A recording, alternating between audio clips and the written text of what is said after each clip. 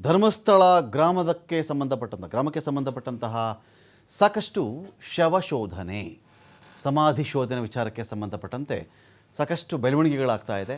ಈ ಒಂದು ದಿನದ ಬೆಳವಣಿಗೆ ಮೊನ್ನೆ ಎಲ್ಲ ಗುಂಡಿಯನ್ನು ಮಾರ್ಕ್ ಮಾಡಿದ್ರು, ನಿನ್ನೆ ಎಲ್ಲ ಗುಂಡಿಯನ್ನು ಅಗೆಯುವಂಥ ಕೆಲಸ ಆಯಿತು. ಒಂದೇ ಒಂದು ಗುಂಡಿಯನ್ನು ಮಾತ್ರ ಅಗೆದಿದ್ರು, ಆದರೆ ಆ ಗುಂಡಿಯಲ್ಲಿ ಏನೂ ಸಿಕ್ಕಿರಲಿಲ್ಲ. ಆದರೆ ಇವತ್ತಿನ ಬೆಳವಣಿಗೆ ಇದೆಲ್ಲ ಸ್ವಲ್ಪ ಭಿನ್ನವಾಗಿದೆ. ಅನೇಕ ಗುಂಡಿಗಳಲ್ಲಿ ಏನೇನೂ ಸಿಗದೇ ಇದ್ದರೂ, ಅಂದರೆ ಮೂಳೆ ಸಂಬಂಧಿತವಾಗಿ, ಅಸ್ಥಿಪಂಜರ ಸಂಬಂಧಿತವಾಗಿ ಏನೇನೂ ಸಿಗದೇ ಇದ್ದರೂ ಒಂದು ಗುಂಡಿಯನ್ನು ಅಗೆದಾಗ ಅದರಲ್ಲಿ ಲಕ್ಷ್ಮಿ ಎಂಬಾಕೆಯ ಒಂದಷ್ಟು ಗುರುತು ಸಿಗ್ತಾ ಇದೆ. ಅಲ್ಲಿ ಗುರುತು ಅಂತ ಹೇಳಿದ್ರೆ ಪ್ಯಾನ್ ಕಾರ್ಡ್ ಇದೆ ಅವರದು, ಜೊತೆಗೆ ಚೆಕ್ ಮಾಡಿಕೊಂಡಾಗ ಒಂದು ATM ಬಳಸುವಂತಹ ಒಂದು ಕಾರ್ಡ್ ಕೂಡ ಅಲ್ಲಿ ಇದೆ, ಡೆಬಿಟ್ ಕಾರ್ಡ್ ಇದೆ ಅವರದು. ಇಷ್ಟು ವಿಚಾರ ಗೊತ್ತಾಗ್ತಾ ಇದೆ. ಇದನ್ನು ಬೆನ್ನಹತ್ತಿ ಹೋದಾಗ ಏನಾದರೂ ಮಹತ್ವದ ಮಾಹಿತಿಗಳು ಸಿಗಬಹುದಾಗುತ್ತಾ, ಇದರಲ್ಲಿ ಮಹಿಳೆಯ ಡೀಟೇಲ್ಸ್ ಕೂಡ ನಮಗೆ ಸಿಗಬಹುದಾಗುತ್ತಾ? ಇನ್ನೊಂದು ಕಡೆ ಚೆಕ್ ಮಾಡಿಕೊಂಡ್ರೆ ಇವತ್ತು ಬೆಳಗಿನ ಜಾವ 3 ಗಂಟೆ, ಮಧ್ಯರಾತ್ರಿಯನ್ನು ದಾಟಿ 3 ಗಂಟೆವರೆಗೂ ಕೂಡ SIT ತಂಡದ ಮೀಟಿಂಗ್ ನಡೆದಿದೆ.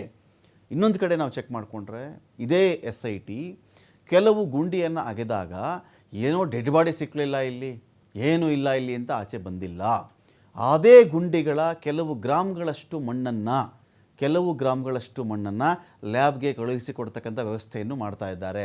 ಆ ಮಣ್ಣು ಇಟ್ಕೊಂಡು ಏನು ಮಾಡ್ತಾರೆ, ಆ ಮಣ್ಣಲ್ಲಿ ಏನು ಮಾಡಲಿಕ್ಕಿದೆ ಅಂತ ಪ್ರಶ್ನೆ ಬಂದಾಗ ನೋಡಿ, ಆ ಮಣ್ಣಿನಲ್ಲಿ ಕ್ಯಾಲ್ಶಿಯಂ ಅಂಶ ಸಿಗಬಹುದಾ?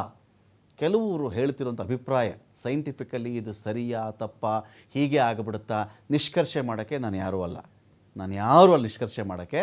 ಕೆಲವರ ಅನುಮಾನದ ಪ್ರಕಾರ ಕೆಲವು ಮಹಿಳೆಯರ ಮೂಳೆಗಳು ತೀರಾ ಕರಗಿಯೇ ಹೋಗಿರ್ತವೆ. ಹಲವಾರು ವರ್ಷಗಳ ನಂತರದಲ್ಲಿ ಕರಗಿ ಹೋಗ್ಬಿಟ್ಟಿರ್ತವೆ. ಹಾಗಾಗಿ ಅಕಸ್ಮಾತ್ ಆ ಮಣ್ಣನ್ನು ಪರೀಕ್ಷೆಗೆ ಕೊಟ್ಟಾಗ ಅದರಲ್ಲಿ ಮೂಳೆ ಸಂಬಂಧಿತ ಕ್ಯಾಲ್ಶಿಯಂ ಅಂಶ ಪತ್ತೆಯಾದಾಗ ಅದರ ಆಧಾರದ ಮೇರೆಗೂ ಕೂಡ ತನಿಖೆಗೆ ಏನಾದರೂ ಅಂಶಗಳಿದೆಯಾ ಅನ್ನೋ ಒಂದು ಆಧಾರದ ಮೇರೆಗೆ ಅಲ್ಲಿ ನಡೀತಾ ಇದೆ. ಇನ್ನೊಂದು ಕಡೆ ಇದೇ ವ್ಯಕ್ತಿ ಒಂದು ಕನ್ಫ್ಯೂಷನ್ ಸ್ಟೇಟ್ ಆಫ್ ಮೈಂಡಲ್ಲಿ ಒದಗಿದ್ದಾನೆ. ಏನಂದರೆ ಅವನೊಂದು ಕಡೆ ಹೇಳ್ಕೊಂಡಿರೋದು ಏನು ಅಂತ ಹೇಳಿದ್ರೆ, ಈ ಭಾಗದಲ್ಲಿ ಇದೇ ಅರಣ್ಯದ ಒಳಗಡೆ ಒಂದು ಕಟ್ಟಡ ಇತ್ತು, ಇಲ್ಲಿ ಒಂದು ಬಿಲ್ಡಿಂಗ್ ಇತ್ತು, ಇಲ್ಲಿ ಅದು ಕಂಬಗಳಿಂದ ನಿರ್ಮಾಣವಾಗಿದ್ದಂಥ ಕಟ್ಟಡ, ಅಂದರೆ ಪಿಲ್ಲರ್ಗಳಿತ್ತು ಆ ಕಟ್ಟಡಕ್ಕೆ. ಆದರೆ ಈಗ ಬಂದು ನಾನು ಇದೇ ಜಾಗದಲ್ಲಿ ನೋಡ್ತಾ ಇದ್ದೀನಿ, ಇಡೀ ಕಟ್ಟಡವೇ ಧ್ವಂಸವಾಗಿ ಬಿಟ್ಟಿದೆ, ಡೆಸ್ಟ್ರಾಯ್ ಆಗಿಬಿಟ್ಟಿದೆ, ಅದು ನಾಮಾವಶೇಷ ಆಗಿಬಿಟ್ಟಿದೆ ಆ ಕಟ್ಟಡ. ಅಂದರೆ ಏನಾಗುತ್ತೆ, ಈ ಮಾತು ನಿಜವೋ ಸುಳ್ಳೋ ನಮಗೆ ಗೊತ್ತಿಲ್ಲ. SIT ತನಿಖೆ ಮಾಡಿದಾಗ ಗೊತ್ತಾಗಬಹುದಾಗುತ್ತೆ. ಈ ಕಟ್ಟಡ ಸ್ಥಳೀಯರು ಹೇಳಬೇಕಾಗತ್ತೆ, ಇವನು ಕತೆ ಹೇಳ್ತಾ ಇದ್ದಾನಾ, ನಿಜ ಹೇಳ್ತಾ ಇದ್ದಾನಾ, ಕಟ್ಟಡ ಇದ್ದದ್ದು ಹೌದಾ ಅಲ್ವಾ ಅಂತ. ಬೇಕಾದಷ್ಟು ವಿಚಾರ ಇದೆ ಇಲ್ಲಿ. ಯಾರಾದರೂ ಇಬ್ಬರಾದರೂ ಹೇಳಬೇಕಲ್ಲ, ಕಟ್ಟಡ ಇತ್ತೇನ್ರಪ್ಪ ಇಲ್ಲಿ ಅಂತ ಕೇಳಿದ್ರೆ ಇತ್ತು ಅಂತ ಹೇಳಬಹುದು, ಕಟ್ಟಡ ಇದ್ದಿದ್ದು ನಿಜ ಅಂತ ಹೇಳಬಹುದು. ಇಲ್ಲದೇ ಇದ್ದರೆ ಇಲ್ಲ, ಸುಳ್ಳು ಹೇಳ್ತಾ ಇದ್ದಾನೆ ಅಂತ ಹೇಳಬಹುದು. ಕಟ್ಟಡ ಇದ್ದಿದ್ದ ಜಾಗ ಎಲ್ಲಪ್ಪ, ಇಲ್ಲೇ ಎಲ್ಲೋ ಇತ್ತು ಅಂದಾಗ ಅಟ್ಲೀಸ್ಟ್ ಆ ಭಾಗದಲ್ಲಿ ಅಗೆದಾಗ ಕಟ್ಟಡ ಸಂಬಂಧಿ ಅವಶೇಷಗಳಾದರೂ ಸಿಗಬೇಕಾಗತ್ತೆ. ಒಂದು ಫೌಂಡೇಶನ್ ಆದರೂ ಸಿಗಬೇಕು, ಒಂದು ಇಟ್ಟಿಗೆ ಕಲ್ಲಾದರೂ ಸಿಗಬೇಕು, ಕಲ್ಲಾದರೂ ಸಿಗಬೇಕು, ಏನಾದರೂ ಸಿಮೆಂಟ್ ಚೂರುಗಳು ತುಣುಕುಗಳಾದರೂ ಸಿಗಬೇಕು ಆ ಭಾಗದಲ್ಲಿ. ಆ ಕಟ್ಟಡ ಸಂಬಂಧಿತವಾಗಿ ಕೆಲವು ಬಾಡಿಗಳನ್ನು ನಾವು, ಅಂದರೆ ಅದೊಂದು ಗುರುತು ಅಂತ ಅಂದುಕೊಂಡ್ರೆ ನಾವು, ಆ ಕಡೆ ಈ ಕಡೆ ಒಂದಷ್ಟು ಬಾಡಿಗಳನ್ನು ಹೂತಿದ್ದೆ ಎನ್ನುವ ಅರ್ಥದಲ್ಲಿ ಈತ ಮಾತಾಡ್ತಾ ಇದ್ದಾನೆ. ಇದಿಷ್ಟೇ ಅಲ್ಲ ಇವನ ವಿಚಾರದಲ್ಲಿ ಕೆಲವು ಹೆಣಗಳನ್ನು ಇವನು ಹೂತಾಗ, ಇದು ಎಕ್ಸ್ಕ್ಲೂಸಿವ್ ಮಾಹಿತಿ, ಇದು ಕೆಲವು ಹೆಣಗಳನ್ನು ಇವನು ಹೂತಾಗ ಆ ಹೆಣಗಳನ್ನು ಕಾಡು ಪ್ರಾಣಿಗಳು ಅಗೆದು ತೆಗೆಯದಿರಲಿ ಅಂತ. ಅಲ್ಲಿಗೆ ನಿಮಗೇನಾಗುತ್ತೆ, ನಿಮಗೆ ಯಾವುದೇ ಒಂದು ಕಾಡು ಪ್ರಾಣಿ, ಇಲ್ಲಿ ಇನ್ನೊಂದು ವಿಚಾರ ಕೂಡ ಇಲ್ಲಿ ಬಹಳ ಇಂಪಾರ್ಟೆಂಟ್ ಇದೆ. 6 ಅಡಿ 8 ಅಡಿ 9 ಅಡಿಯಲ್ಲಿ ಒಬ್ಬ ಮನುಷ್ಯ ಒಂದು ಬಾಡಿಯನ್ನು ಹೂತಿದ್ರೆ, ಯಾವುದೋ ಕಾಡು ಪ್ರಾಣಿ ಬಂದು ಇಲ್ಲೊಂದು ಬಾಡಿ ಇದೆ ಅಂಥೇಳಿ 9 ಅಡಿ 8 ಅಡಿ 6 ಅಡಿ ಅಗೆದು ತಿನ್ನುವಂತಹ ಚಾನ್ಸಸ್ ಬಹಳ ಕಡಿಮೆ. ಕಾಡು ಹಂದಿಗಳು ಬಂದು ತಿನ್ನಬೇಕಾಗತ್ತೆ ಅಷ್ಟೇ. ನಮಗೆ ಹಂದಿಗಳು ಈ ಥರ ಬಾಡಿಗೆ ಶೋಧ ಮಾಡ್ತಾವ, ನಮಗೆ ಡೌಟ್ ಇದೆ. ನಾಯಿ, ನರಿ, ಇನ್ಯಾವುದಾದ್ರೂ ಪ್ರಾಣಿಗಳು ಸ್ವಲ್ಪ ಮೇಲ್ಭಾಗದಲ್ಲಿದ್ದರೆ ಆ ಸ್ಮೆಲ್ಗೆ ಮಾಡಬಹುದೇನೋ. ಆದರೆ ಇವನೇನು ಮಾಡ್ತಾ ಇದ್ದ, ಆ ಕಾಡು ಪ್ರಾಣಿಗಳು ಬರದ ರೀತಿಯಲ್ಲಿ ಆ ಹೆಣಗಳನ್ನು ಅಲ್ಲಿಂದ ತೆಗೆಯದ ರೀತಿಯಲ್ಲಿ, ತಿನ್ನದ ರೀತಿಯಲ್ಲಿ ಒಂದು ವ್ಯವಸ್ಥೆ ಮಾಡಿದ್ದೆ ಅಂತ ಹೇಳ್ತಾ ಇದ್ದಾನೆ. ಅದಕ್ಕೊಂದು ಗುರುತಿದೆ ಇವನಿಗೆ.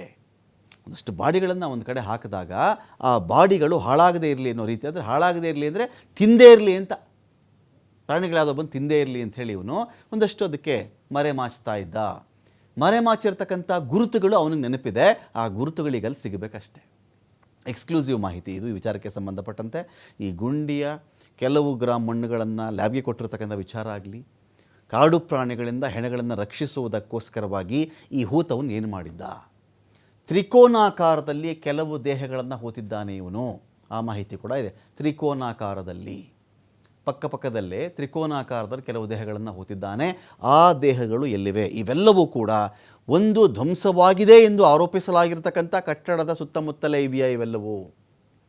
ಇದರ ರಹಸ್ಯ ಅಲ್ಲಿ ಅಡಗಿದೆಯಾ?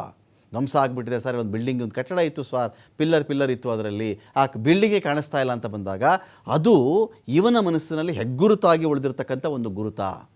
ಅದರ ಸುತ್ತಮುತ್ತಾನೇ ಇವನು ದೇಹಗಳನ್ನು ಹೂತಿದ್ನ, ಒಂದು ಮಾರ್ಕ್ ಥರ ಅದು. ಇದೀಗ ಹೆಣಗಳ ರಕ್ಷಣೆ ಮಾಡುವ ಸಲುವಾಗಿ ಇವನು ಹೂತಿದಂಥ ಹೆಣಗಳು ಹಾಳಾಗದೇ ಇರಲಿ, ಪ್ರಾಣಿಗಳ ಪಾಲಾಗದೇ ಇರಲಿ ಅಂಥೇಳಿ ಅದಕ್ಕೂ ಕೂಡ ಒಂದಷ್ಟು ಗುರುತುಗಳನ್ನು ಮಾಡಿದ್ದ, ಒಂದು ರಕ್ಷಾ ಕವಚವನ್ನು ಆ ಹೆಣಗಳಿಗೆ ಇಟ್ಟಿದ್ದ ಅಂತ. ಈ ವಿಚಾರಕ್ಕೆ ಸಂಬಂಧಪಟ್ಟಂತೆ ಏನು ಮಾಹಿತಿ ನಮಗೆ ಇದರಿಂದ ಸಿಗಬಹುದಾಗುತ್ತೆ? ಸಾಕಾ ಒಂದು ಇನ್ವೆಸ್ಟಿಗೇಷನ್ಗೆ?